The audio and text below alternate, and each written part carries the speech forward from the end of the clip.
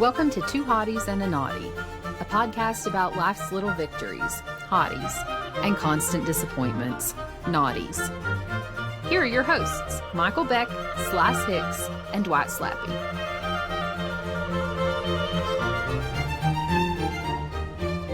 Hello, everybody, and welcome to Two Hotties and a Naughty. I am Slice Hicks. I'm Dwight Slappe. And I'm Michael Beck. God bless him. Boys, happy Easter. I hope you had a happy Easter. Well, I hope you, at the time of this recording, have a happy Easter tomorrow. But if we could pull the curtain back, when this releases, it'll be yesterday. So anyways, guys, it brings me to my first hottie.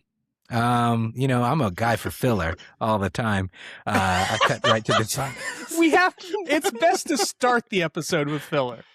Yes, filler is that's the best true. thing That's to start true. the episode with. Yes. Kick The things listener off right. craves filler. That filler. Just, Would you guys like to listen to us talk about something none of us are passionate about at all?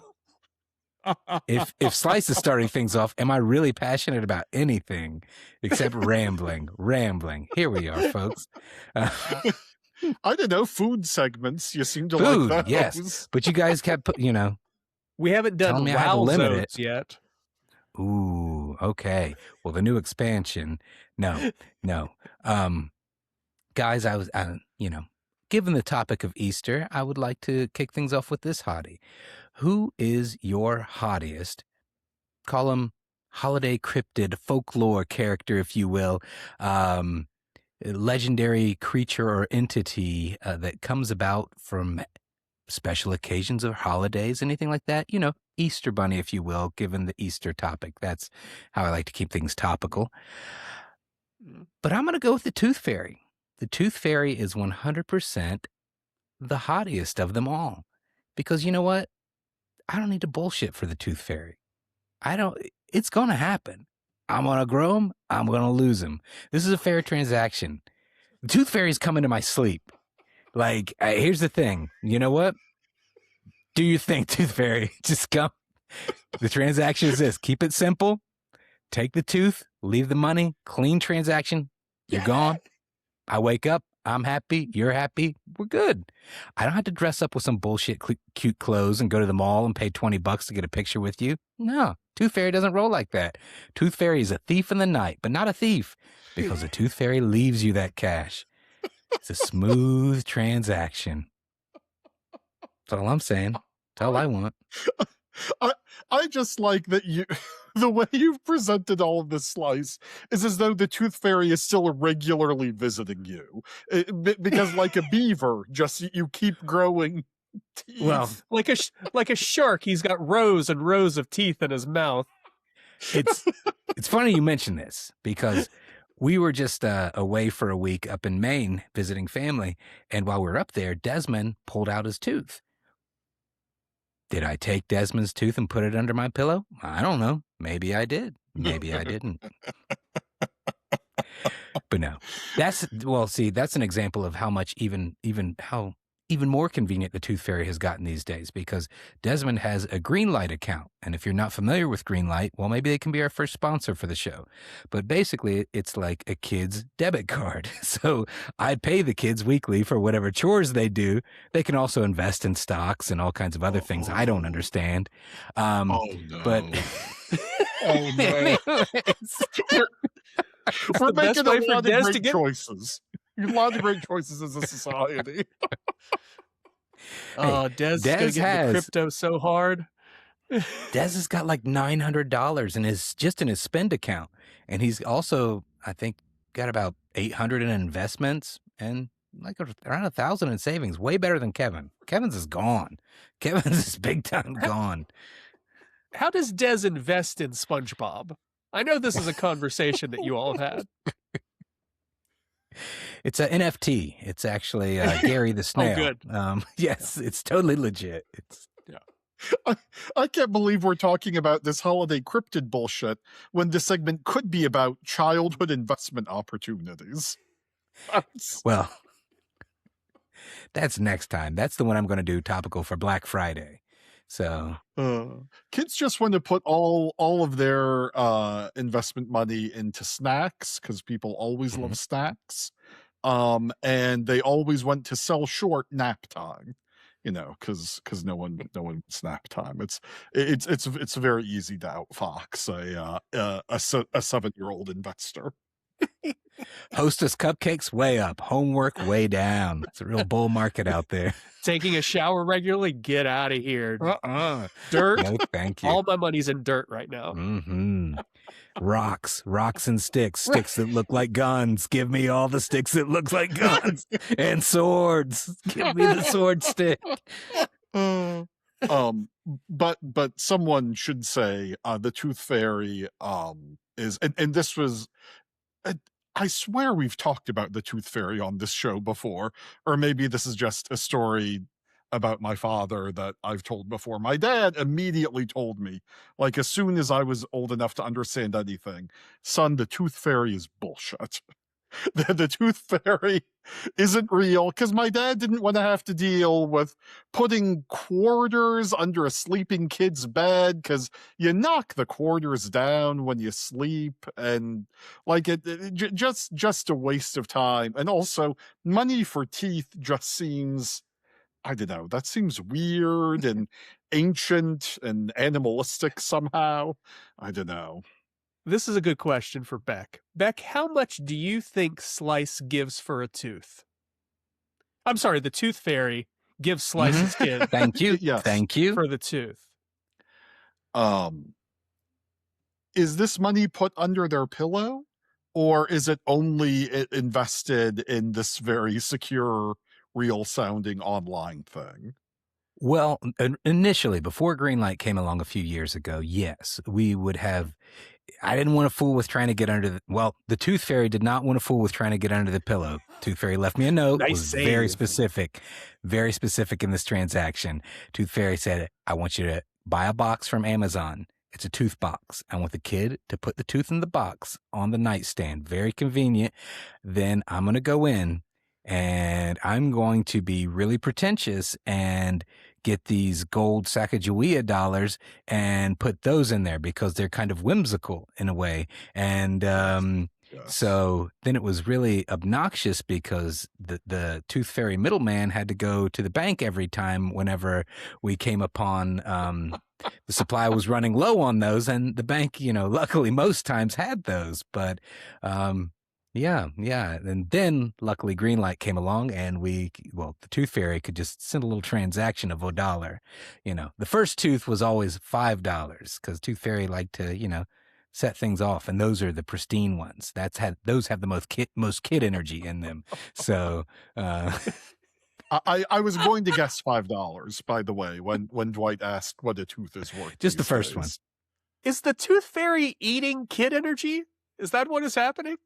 I don't know how the Tooth Fairy harvests the energy. I don't question it. Money is money. So, well, how are they using the kid energy? I don't know. Maybe a kid laser or something, a kid beam. They're going to funnel it out, and those are the ones that have. I get that it's being harvested somehow. Mm-hmm. Okay. What does the Tooth Fairy use it for? How long has the Tooth Fairy been around? Oh, so you think it's to sustain its life? Okay. Well, that's one theory. It's a dental Highlander. I think you're onto something. What about you, Dwight? What about your holiday character? Well, I like mine because it comes around at least 3 times a year. Mine comes around on the 4th of July and Memorial Day and Veterans Day. My favorite holiday cryptid is Lee Greenwood. Yeah. Completely disappears other than those 3 days. He shows up for like 3 minutes and then he's gone. And some people, not me, really enjoy it. Like, what a great gig. Because I think if you just worked once a year, you'd get bored. Right. But you get to do like a little summer tour at NASCAR races and state fairs, and then you take the winter off. It's Lee Greenwood, magical, just magical. He's now doesn't he have a side job selling Bibles with Donald Trump? Have I invented this? What I believe is someone has used the legend of Lee Greenwood and his beautiful poem, God Bless the USA. And I believe those lyrics are in the Trump Bible. This is my understanding, that they've printed the lyrics. But it's like, I don't think Mr. Greenwood gets any money, because it's like, if you put a picture of Bigfoot out on a poster, Bigfoot doesn't get any bump back from that. Or if every time you sell some Lucky Charms, a leprechaun doesn't get a pile of cash sent to him. It's the same thing. Well, now, there's leap years. Are there Lee years also? Because I know every now and then a catastrophe happens and it brings us all together as a nation, and then Lee kind of circulates again and makes an appearance. Right. Every time we get into an unnecessary war, it's a Lee year. So this is a Lee year. We are currently living in a Lee year. Okay. If he can get us through this, I would really appreciate it. Yeah. See, this is it. He's mischievous. Like, does he want the war to happen so it's a Lee year? Or does he show up to help us through it? You have to beware of a deal with Lee. There's so much I don't understand about Lee Greenwood related physics, because what if there are multiple Lee years within a single year? Like, are we doing rotations within rotations around the Earth? Like, this is very astronomically complicated. As Slice and you, Beck, both are video game and just game players. Lee years stack. So you have to clear Lee year after Lee year after Lee year. Okay. So yeah, it's like one war doesn't end all the wars. You have to continually. So you could have up to 6 or 7 Lee years happening at once, but they won't end at the same time. It's like penalties in hockey. You get it. It's almost like it's an El Nino is happening right now, right? Oh, this show makes me so sad sometimes. What the fuck are you talking about? That was a good piece of work we just did. God damn, yes. Jesus, revel in it, Beck. Wow. Go ahead, clean it up. Talk about Johnny Appleseed. Fuck. Here we go. Come on, Beck, your turn. Get us back on track here. Well, sadly, the government won't adopt any of my proposals for an apple-based holiday, so I'm not going to name Johnny Appleseed. One day it's going to happen.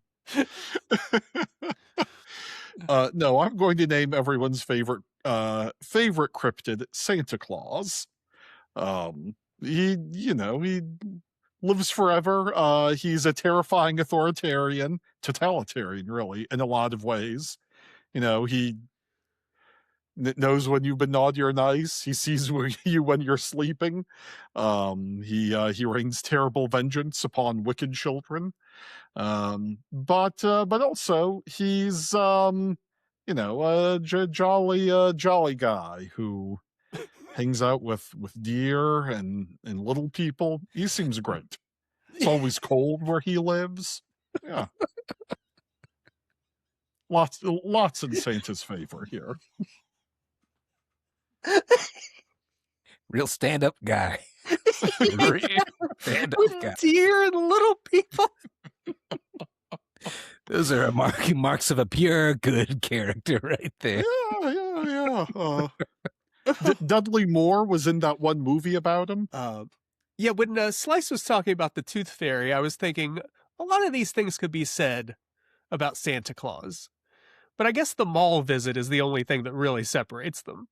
Well, no, I want to correct that, because like I said with the Tooth Fairy, it's purely transactional. It's not, you lost your teeth. That's inevitable. You don't have to be good for the Tooth Fairy. You don't. Sure. Just put the damn tooth there and you're done. Tooth Fairy wants the tooth, gives that to you. Fair trade. Nothing else. You don't have to worry about coal. Your parents aren't threatening you, saying like, oh, you better be good or the Tooth Fairy's not coming tonight. No, at least not in any household I've been a part of. Now, maybe some others, but no, you don't have to worry about that totalitarian figure looming over you, watching you, your every move. children rarely make the connection that Santa's also lying about that not bringing you presents when you're bad. I mean, I don't know. Maybe poor children or the children of the children of especially stern parents don't receive gifts if they've been wicked. But like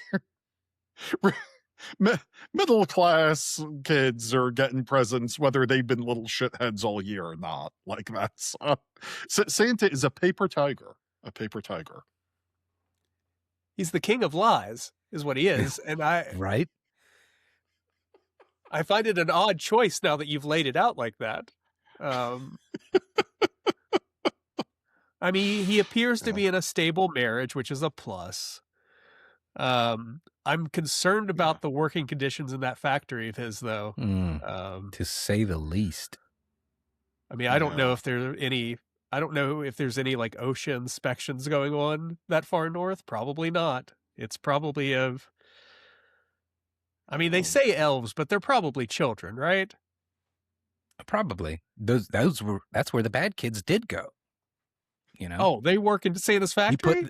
He put them in the sack and took them back to the North Pole where they could pay out the sentences for their crimes against their parents.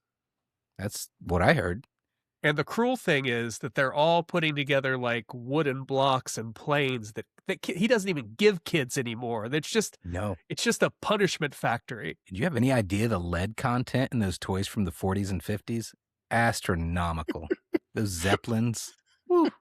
That was probably 30s, but still.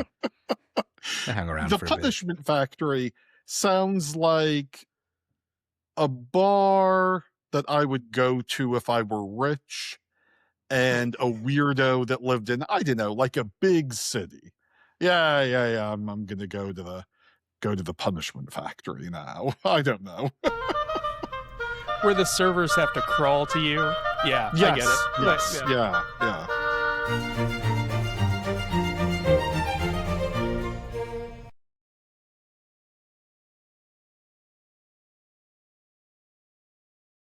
Fellas, the lady and I went to see Project Hail Mary last week, and I have to say, it was excellent. Have you guys caught Project Hail Mary yet?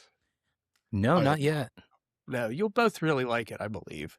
And I think there are a lot of... I told Leanne we're going to go to the movies a lot this summer because there are a lot of movies coming out that I want to see, and some I don't know if are going to be good or not, but I think I have to see the spectacle of them. Are there any movies coming out this summer that you guys are particularly excited about? Oh, yeah. Oh, yes. Yeah. Oh, yeah. Yeah. A little ditty called He-Man, Masters of the Universe. That's 100% what I'm looking forward to the most. Now, full disclaimer, I'm not typically the type of person, and I'm not poo-pooing on this if you are, but I usually don't buy like the theater swag, like the popcorn buckets or anything like that. However, for this particular movie, they are releasing He-Man's Sword of Power, but it's a drink container. Right. It is exactly 40 ounces. Coincidence? I think not.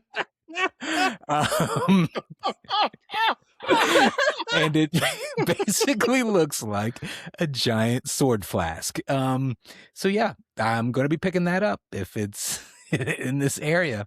But yeah, the movie itself, looking forward to it. For sure. And we found out that Brian May from Queen is doing all the music a couple weeks ago, and that made me even more excited. Yeah. Beck, what do you got? Oh, well, of course, Kelsey Grammer vehicle, Young Washington, which is about a young George Washington, regrettably not played by a de-aged Kelsey Grammer, but played by some guy I've never heard of. This movie is going to have Kelsey Grammer, Mary Louise Parker, Andy Serkis, and Sir Ben Kingsley. Solid. Yeah, I had no idea this even existed. This movie both sounds ridiculous, and I'm genuinely looking forward to watching it. No, yeah. This seems like it would go straight to that Fox Now streaming service. I will be shocked if this appears in a theater. Like, how much debt is Mary Louise Parker in? That she got a call from Kelsey Grammer and said, fuck, yes, let's do it. I assume it's going to play in every theater in the country because fascist billionaires own everything now. You know what? Like the fucking movie about Trump's wife played in all sorts of theaters, and no one went to see that. And it's a documentary.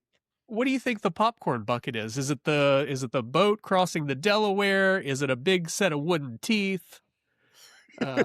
Cherry tree. It is the severed. It is the detached skull of George III. Now I can't decide which of your popcorn buckets I want more. This is hard. Now I just wanted to talk about movies for a second. The actual topic this segment is, what is your hottiest movie theater snack? Okay. Because I have a very controversial selection. Which is no snacks. No snacks at the movie. I go there to watch a film. I don't need a big bag crinkling up and making it loud for everybody. Do I like candy? I do like candy, but what happens is I get to the theater and I sit there.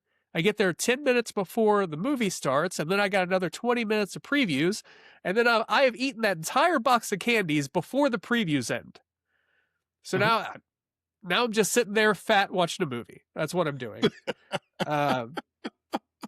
Sounds like you need 2 boxes of candy. Your preview insane. candy, and then your main course candy. I've also the sign that says no outside food and beverages. I walk in proudly with my giant water Owala or my Yeti, and I just walk right in, holding it right in front of everyone. Please say something about me taking water to your theater. Go ahead. No one's ever said a goddamn word. This is all I take. Nope. And they never will. And then if things break bad, I can pee in it.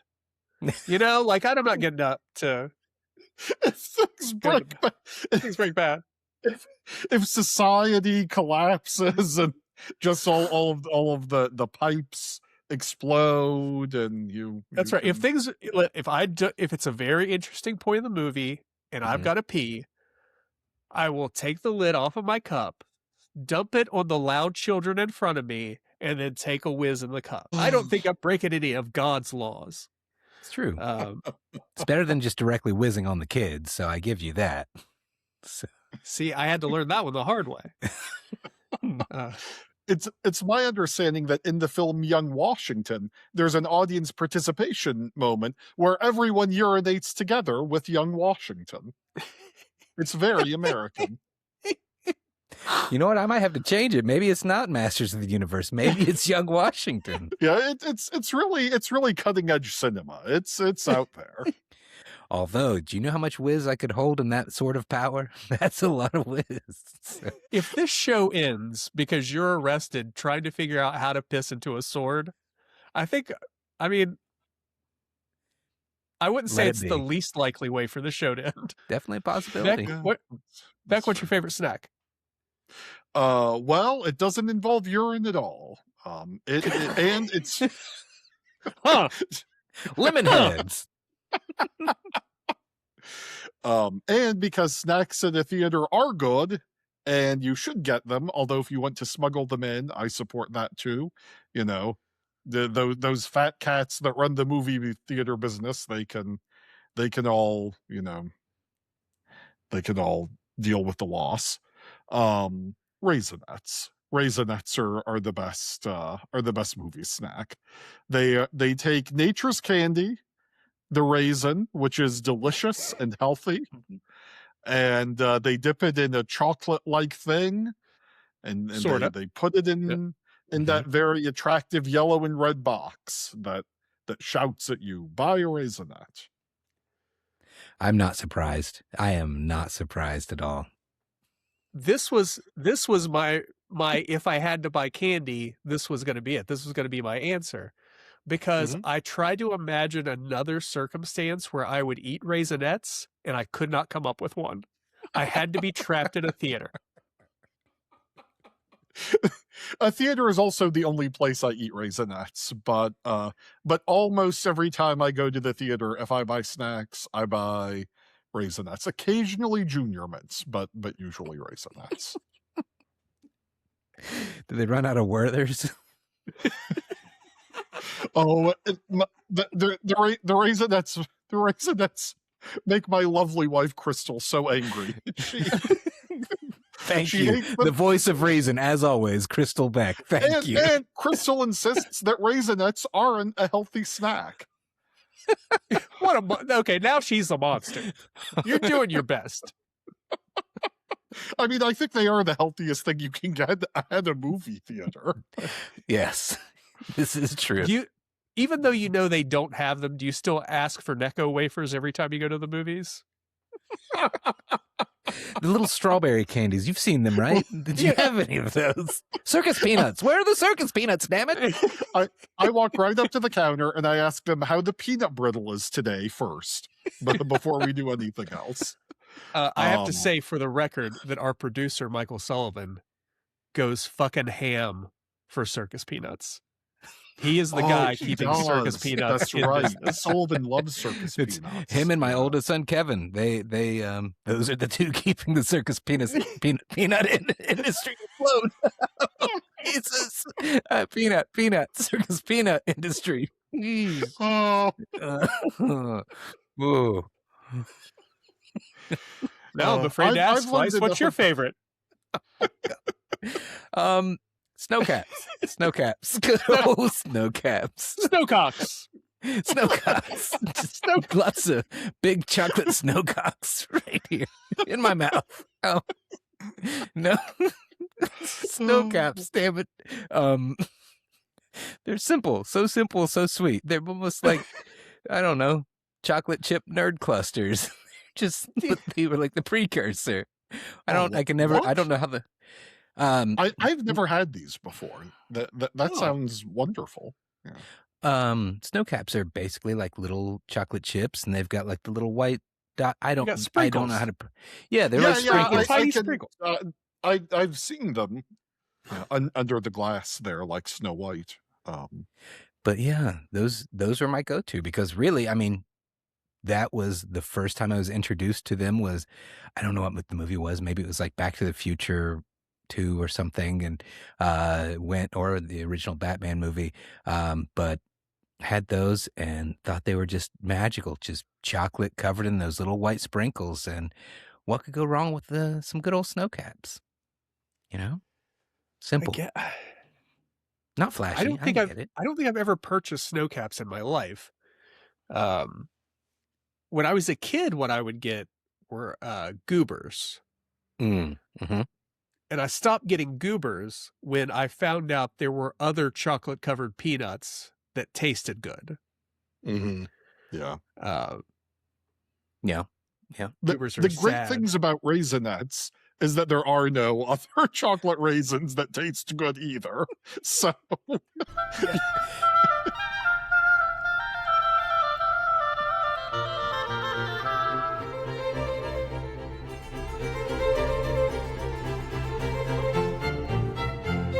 And we're back. Boys, what is the naughtiest movie that you have seen in a theater? Dwight's segment on movie snacks or lack of snacks inspired me. And then I want to know what's the worst piece of crap you have paid money for to go in there to watch.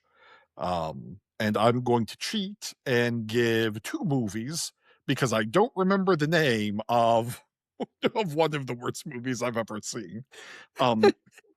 It was around the year 2014, give or take a year or two. My wife and I were living in Bloomington, Indiana at the time, and a friend of mine was cast as the love interest in a Christian movie. and our sort of the connecting friend said, you know, I know that you were a theater person in college. Go see this movie of my friend, you know, so that her movie can do numbers. And she herself is very talented and isn't insane. And I sat through this thing that was just a waste of everyone's fucking time, and was clearly some weird male screenwriter, director, producer, and stars, of course, weird little fantasy about, I don't know, either getting back at or making up with some woman from his past. I don't know. It was terrible. And I tried to figure out what it is, but it turns out there are a whole lot of Christian movies that are that movie. That are about a guy being dumb and terrible the whole movie, but then he does some big, stupid, over-the-top thing, like set up 1,000,000 candles in his house and set them all on fire. Did you look or at your like, friend's name? Did you look up your friend's name on IMDb? well, she's not my friend. She is the friend of Okay. my friend Kathleen. So you don't And remember her name is the problem. no. Okay. I certainly don't remember her name. No, this is at least a decade ago. Yeah. Okay. Was Kirk Cameron in the film? Kirk Cameron is not in the film. No. It's not one of the good ones then. No, no, prominent American Christian performers, Kirk Cameron, the Pope, or the Secretary of Defense. None of them were in the film, sadly. Yeah, no, it was terrible. And the worst movie that people have heard of is M. Night Shyamalan's The Happening, which was so awful. One or both of you might have been with me when I saw it. I watched it in Huntington. It is as though M. Night Shyamalan specifically made a film to teach film students how not to make a movie. Because I know that a movie is actually, you know, big business with a bunch of very talented, dedicated people who know what they're doing, who work on it. And this movie, there was catastrophic failure at every level. Things at the level of like, makeup was bad, wardrobe was bad, the editing sucked, the cinematography was terrible, the music was weird. It was just awful failure. Mark Wahlberg was in it. Yeah, and he was really stinking up the joint.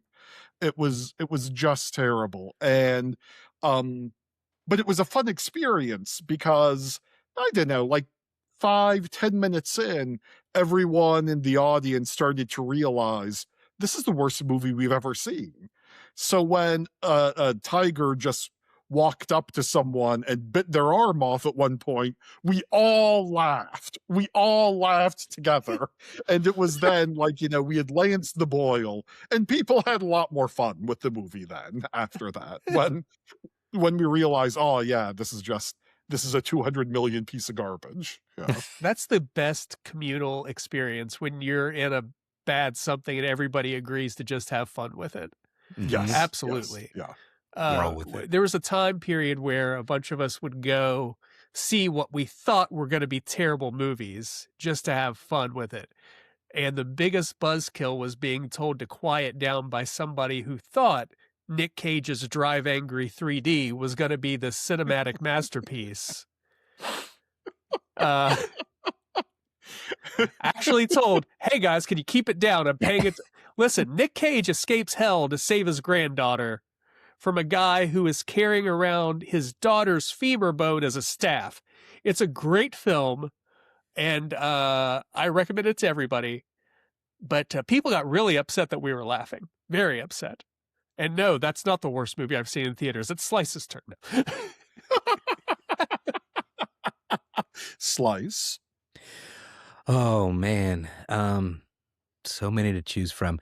I mean, also another M. Night Shyamalan. I didn't care for The Village. I know some people like that. I like. You know, there were some cool shots and a good score, but the story just didn't do it for me. But if I'm going for some real turds, but also turds that I did kind of like guilty pleasure, I guess. I don't know if this is a good example, but it's all the Twilight movies.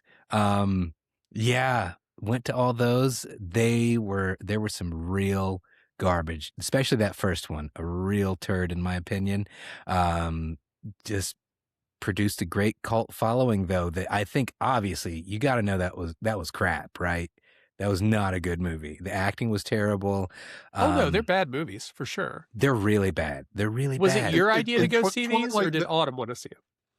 Autumn wanted to see them. Okay. She read all the books and everything, and so yeah, just the acting is so god dang bad, and the special effects, the sparkling skin. This is the skin of a killer, Bella. It produced so many great quotes though, and just they still live on to this day.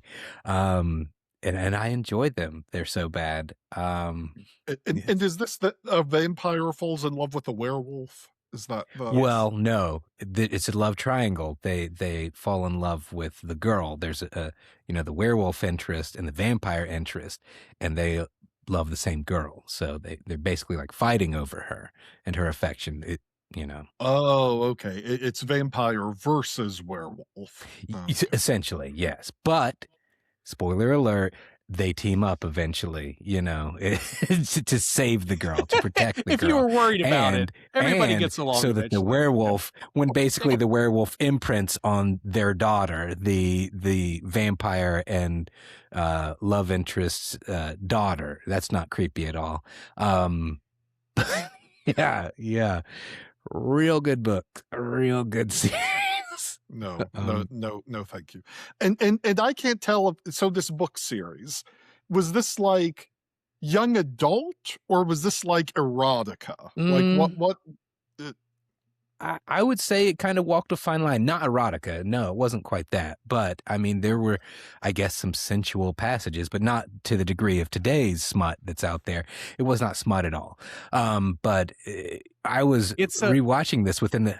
I was just going to say, talking about smut, 50 Shades of Grey started as Twilight fan fiction. Legitimately. Okay. I think, yes, I think I knew this. That's where, I did not know that. Section comes from. No, that's all right. I was just going to say I was, killing time somewhere and saw one of the movies was on, and it's when the vampire family plays baseball. And it dawned on me, this brilliant piece of narrative, why they had to go play baseball during a thunderstorm was because they hit the ball so powerfully that the thunder could cover up them playing baseball. Just fucking awful. It was so bad. But yeah. But this is coming from a guy who's got a Mac and Me poster behind him, and will always revel in a beautiful piece of cinema that is Mac and Me.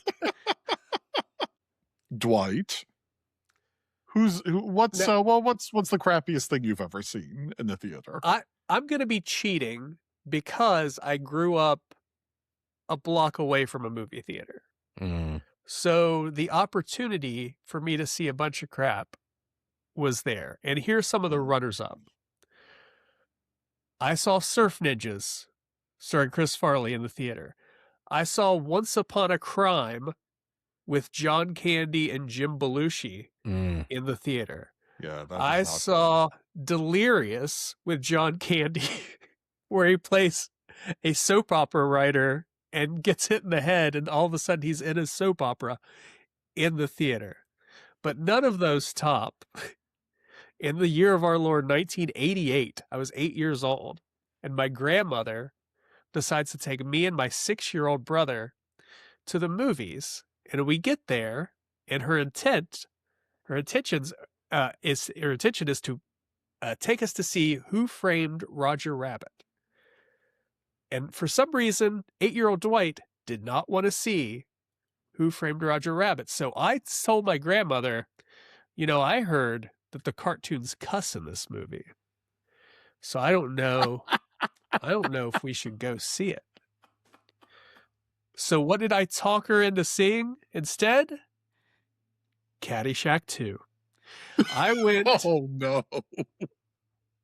I talked my grandmother into taking me and my 6-year-old brother to a Jackie Mason movie. I bet your grandmother loved every single part of Caddyshack too, especially Jackie Mason. I don't think my grandmother ever enjoyed anything, so I don't think so. But I don't know why I wanted to see it. I had not of course I hadn't seen Caddyshack 1. I think maybe I saw the gopher and I was like, fuck yeah, let's go. Gopher time. I'd yet to develop my devotion to Randy Quaid, who is also in the movie.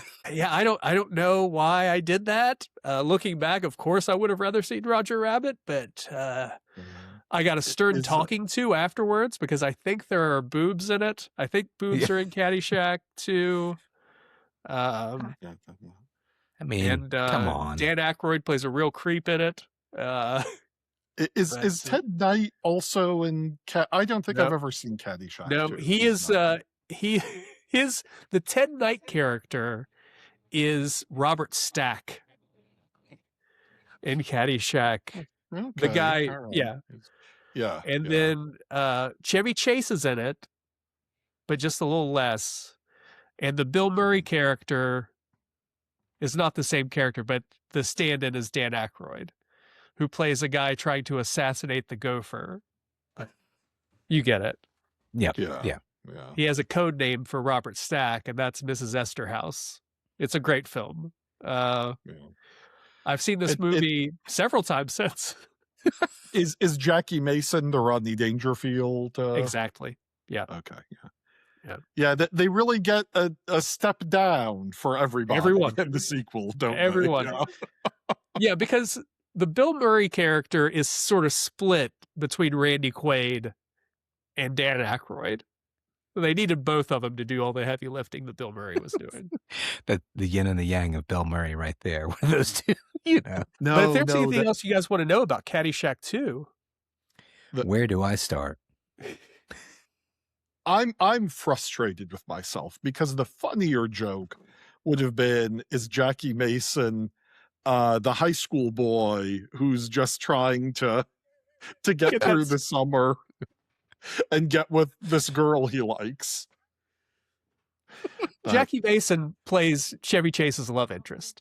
You guys want to live stream Caddyshack 2? Yeah, absolutely. I'm just upset you got a stern talking to for Caddyshack 2. It's not like you try to, get your grandma to take you to see Porky's Revenge or anything. Come on. Oh, no, we watched those during Christmas.